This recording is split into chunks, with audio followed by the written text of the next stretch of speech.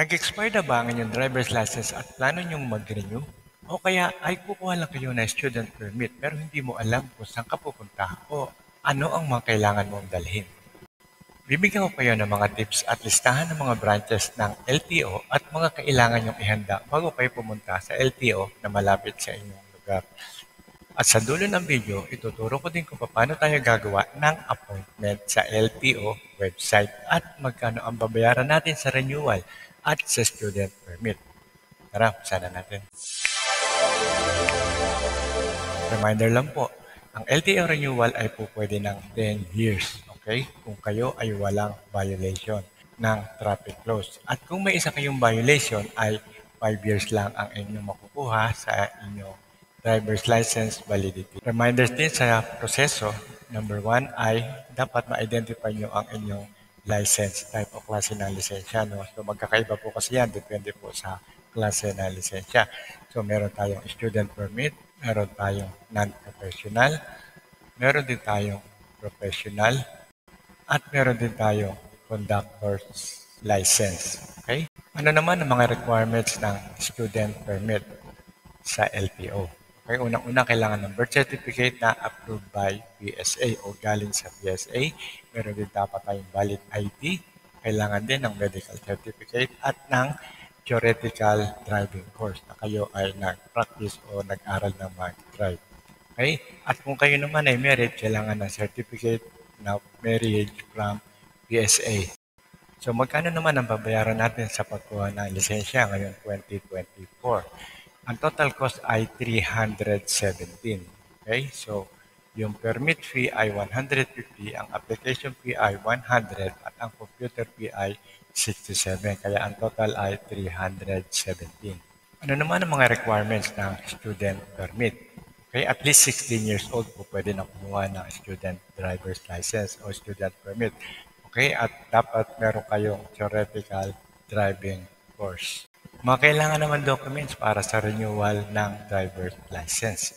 Kailangan una, valid ID at ang inyong original na driver's license card. Yung luma nyo na lisensya yung expired. Okay, kailangan din ng medical certificate, kailangan din ng comprehensive driver's education certificate. Okay, so yan po pwede natin kunin online o kaya ay pupunta kayo sa branch na LTO, doon kayo kukuha. Okay, so dalawang choice nyo. Kailangan din na accomplish application form for driver's license. Pwede rin kayong kumuha yan online sa website ng LTO.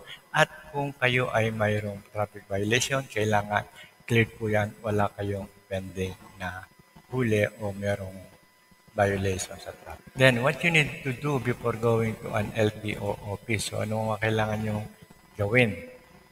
Number 1, pwede tayong magpabook ng online appointment or po pwede rin tayo pumunta sa LTO as walk-in. Pwede rin po yun. O ikalawa, i-double check nyo ang lahat ng inyong documents na isa-submit. Okay? Kasi minsan may mga pagkakamali tayo dun sa ating mga sinulat sa application. So, i-double check nyo na rin para sigurado. Kasi mahirap yung sa susunod kung kailan na-issue na sa inyo at magkakaroon kayo ng revisions o magpapalit kayo ngayon ng information.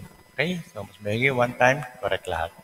Then number 3, bring your old driver's license. Kailangan po yan. Okay? Regardless kung ano man na yung transaction, mas maganda dala nyo. Okay? So, punta naman tayo sa mga branches ng LTO. Ito ay ang per region. Okay, makikita nyo mula sa kaliwa. Simula tayo sa Quezon City, San Fernando, La Union, sa Tuguegarao, San Fernando, Pampanga, Lipa City, Batangas, Calapan, Oriental Mindoro, Albay, Iloilo, saka sa Mandawi. Meron din po yan. Nasa bandang kanan naman, meron tayong sa Leyte, meron tayo sa Pagadian, Cagayan, Davao, South Cotabato, Quezon, Baguio City at Butuan City. Okay, yan po makikita nyo sa website ng LTO kung gusto nyo kunin yung eksaktong address. Okay? So next, andito na po listahan ng mga LTO branches sa Metro Manila o sa NCR. Okay? East side. Lahat po ng mall, karamihan meron.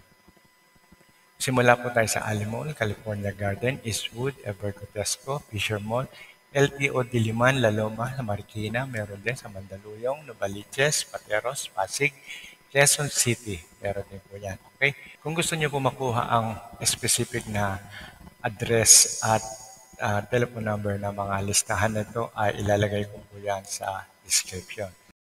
So next, meron din tayo San Juan, Taguig, Valenzuela, Robinson's Galleria, Metro East, saka sa Novaliches, meron niya, Show Mall sa Mandaluyong, SM North, SM Novaliches, Tiendesita sa Rosario, meron din po yan, Uptown Center, saka sa Venice Grand Canal.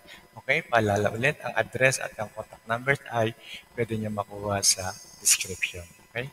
So next, meron ka sa Araneta, Caloocan, Las Piñas, Makati, Malabon, Manila East, Manila West, Muntinlupa, Navotas, Parañaque, Pasay, and next, Alabang Town Center, meron din po niyan, Araneta Square, Ayala Circuit, Fisher Mall, Guadalupe, Lucky Chinatown Mall, Metro Point sa Pasay, at Paseo Center sa Makati. Meron din po tayo sa Robinson's Las Piñas, Manila Place, SM Manila, SM South Mall, The Link Makati, at sa Sabate Town Center. Okay, paalala ulit, ang address at ang contact number ay makukuha nyo sa description. Okay, so paano naman tayo mag-schedule ng appointment sa LTO? Okay, kung meron na kayong LTMSO account sa LTO website, pwede na kayong mag-login. At kung hindi pa kayo nakaregister, meron din tayong video niya kung paano tayo mag-register. Okay, so assuming nakaregister na kayo, so mag-login lang, and then pag nakalogin na kayo, click nyo lang yung licensing, and then pag na-click nyo na yan, basahin nyo lang at i-accept ang terms of use.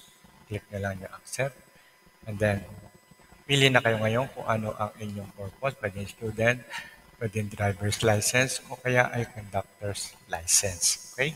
So, mula dito, since na meron na akong lisensya, hindi na ibinigay sa akin ng website ang mga options. But anyway, ituturo ko pa rin sa inyo kung paano, ano pa ang mga susunod na gagawin nyo. Okay? Ang susunod ay mag-a-add kayo ng medical certificate. So, i-ready nyo yung number ng medical certificate and yung address, saka yung inyong certificate mismo. Okay?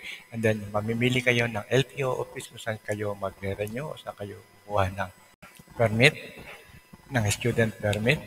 So, select your payment kung anong gusto nyong option na pagbabayad, at then i-print nyo na o i-save nyo ang inyong application o appointment sa inyong cellphone.